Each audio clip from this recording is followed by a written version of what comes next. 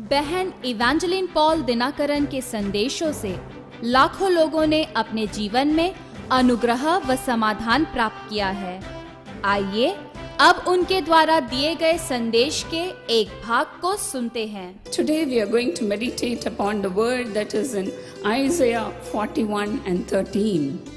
Our Lord says, I am the Lord your God who takes hold of your right hand. He says, do not fear, I will help you. आज हम यशायाह अध्याय 41 और वचन 13 इस वचन पर मनन करने वाले हैं। यहाँ पर प्रभु कहता है कि मैं ही तुम्हारा प्रभु परमेश्वर हूँ, जो तुम्हारा दाहिने हाथ थामे हुए तुम्हें लेकर चलता है। वो कहता है तुम भयभीत ना हो, तुम बिल्कुल न डरो, मैं तुम्हारी मदद करूंगा। I will take hold of your right hand. मैं तुम्हारा दाहिना हाथ थाम कर। I am here to help you, dear children. मेरी प्यारी संतानों, मैं यहाँ पर तुम्हारी मदद के लिए हूँ। And in verse 14 he says, और वचन 14 में वो कहता है, never be afraid. तुम बिल्कुल कभी भयभीत न होना। Oh little Israel. हे छोटे से इस्राएल, Oh worm Jacob. हे छोटे से Jacob Yakub, I myself will help you. मैं स्वयं तुम्हारी मदद करूंगा। Our Lord says, don't depend on any man. हमारा प्रभु कहता है कि किसी मनुष्य पर आधारित न रहना, Don't put your trust on anything. किसी भी चीज पर भरोसा न रखना।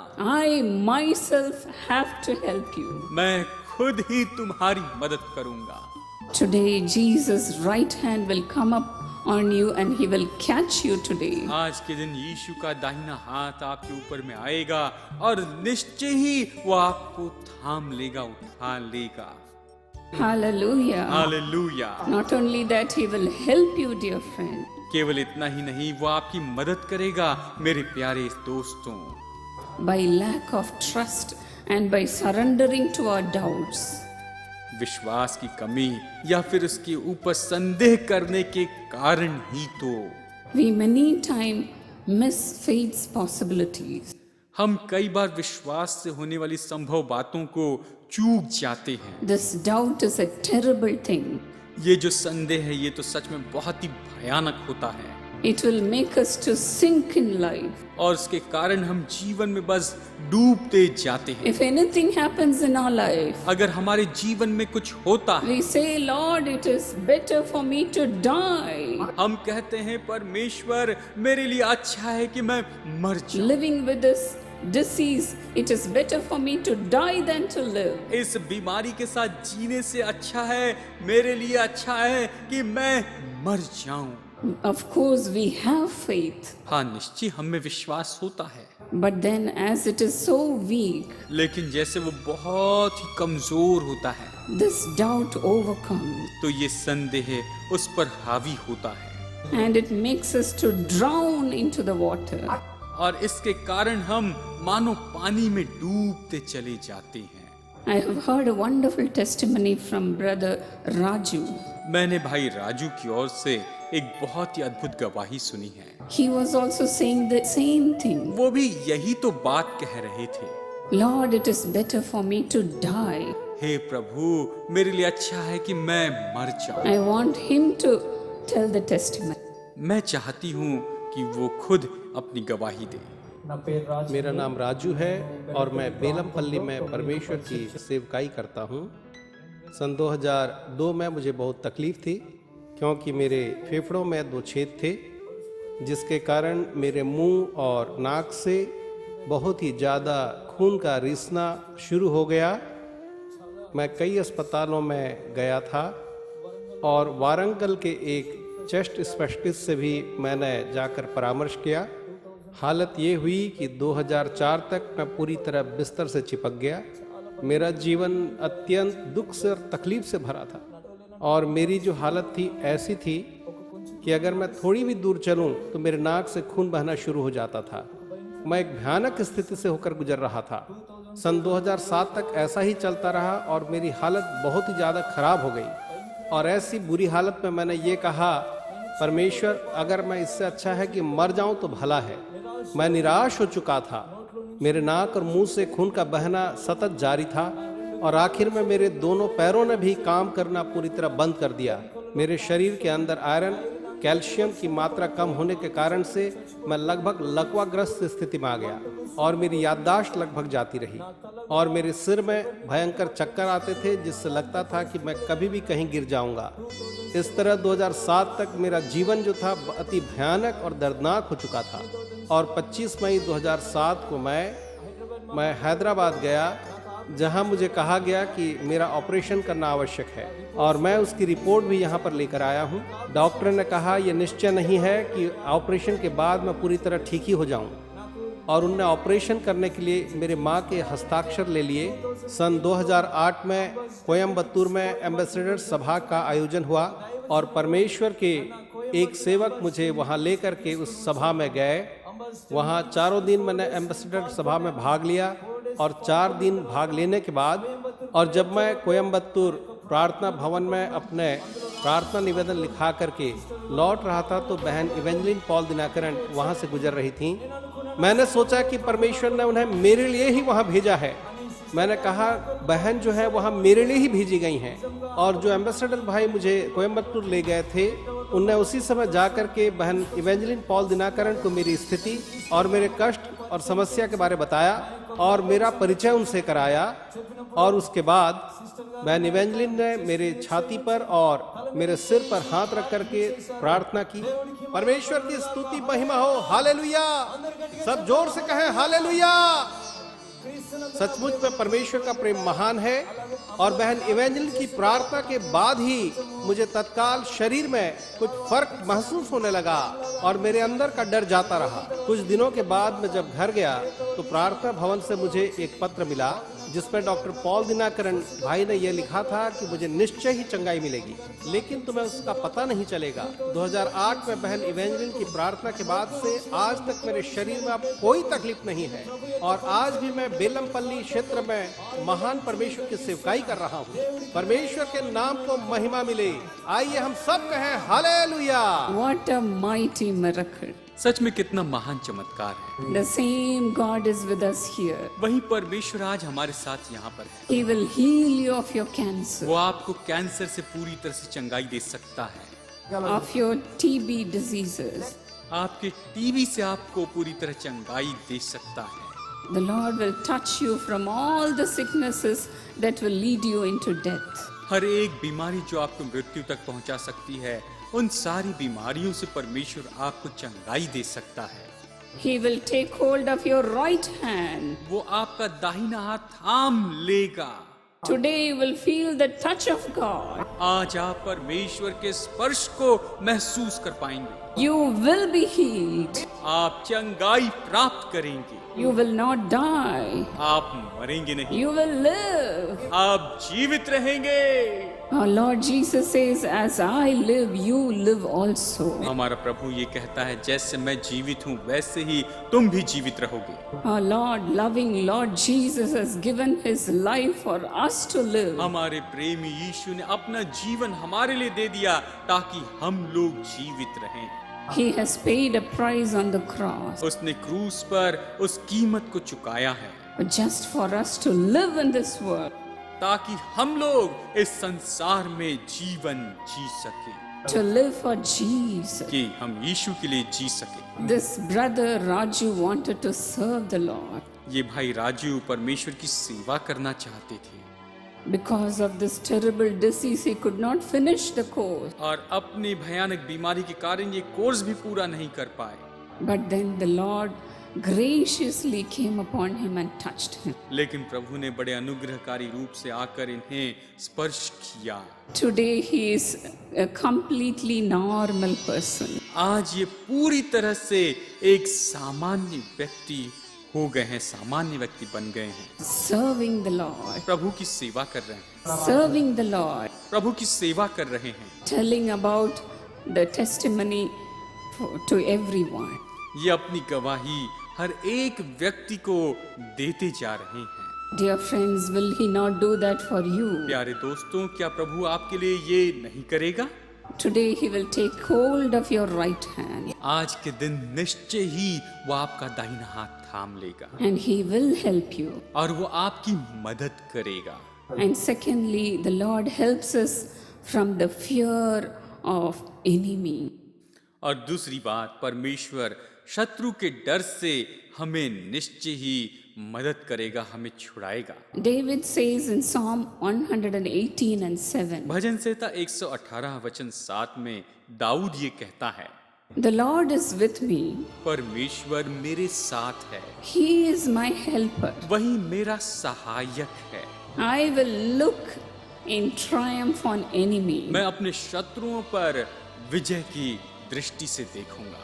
Today you may have come here with the fear of your enemy. आज के दिन शायद आप यहाँ पर अपने शत्रु के डर के मारे इस जगह पर आए हैं। You may have come here with the fear of your own household member. आप खुद अपने परिवार के सदस्यों के डर के कारण शायद इस जगह पर आए हैं। But remember one thing, लेकिन एक बात याद रखिए, the Lord is with you. परमेश्वर आपके साथ है, He is your helper. वो आपका मददगार और सहायक है। David says, my enemies are surrounded on every side. Dawood कहता है, मेरे शत्रुओं ने मुझे हर तरफ से घेर रखा है।